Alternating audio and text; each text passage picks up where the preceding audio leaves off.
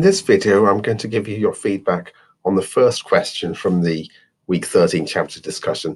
I'm going to break the chapter discussions into two separate videos because the first question is pretty big and may go on a little long. And this question was, what were the root causes of the Reformation? Well, one root cause clearly was criticism of the church. You don't get a break from the Catholic Church without people criticizing the Catholic Church. Some areas of criticism were the papacy. The popes were seen as being out of touch, too worldly, too rich. By this point, they had returned to Rome. The Rome-Avignon split was the previous century, but that was part of the longer-term background, but not specifically part of the background of the Reformation. Priests were also viewed as being out of touch, too wealthy or too material rather than spiritual in their interests. And some aspects of the belief system of the Catholic Church were coming into criticism, something which I'll talk about in the question, well, right now, in fact. My next point was going to be about the rise of Christian humanism. Christian humanism may sound like a contradiction in terms. We today use humanism almost to mean atheism, but this is humanism in the Renaissance sense and the methodology applied by humanists.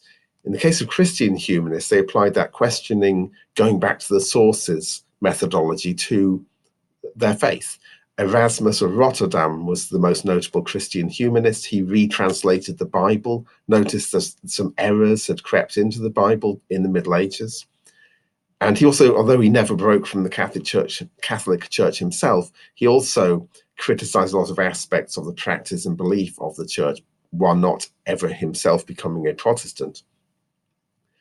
And one of the main criticisms of these people who were thinking in new ways about the Catholic faith was they criticized that a lot of practices were not based in Scripture. One of the main critiques of the Protestant reformers was that anything that's not based on the Bible is not legitimate belief. All sorts of practices and beliefs, such as having a pope, such as the belief in transubstantiation, the need for a priesthood, were to varying degrees criticized in the Reformation. Outside purely religious matters, political developments were also an important part of the background to the Reformation.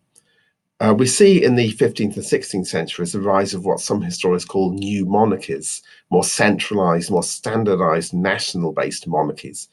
And a multinational Catholic Church spreading across the whole of Western Europe did not fit neatly with the need for these new monarchs to have a centralized, independent national administration. For some monarchs, they worked fine with the Catholic Church, but others felt a break with the Catholic Church would help them to control the church within their own state and not need in any way to be subject to the Pope in Rome.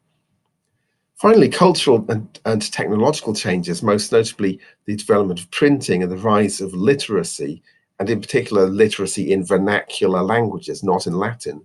So when new ideas come along, when someone like Martin Luther comes along, publishing works critical of the Catholic Church, they can be printed, they are translated into German, in some cases actually written in German in the first place, and they can reach a mass audience in the way that heretics in the Middle Ages before the invention of print could not access.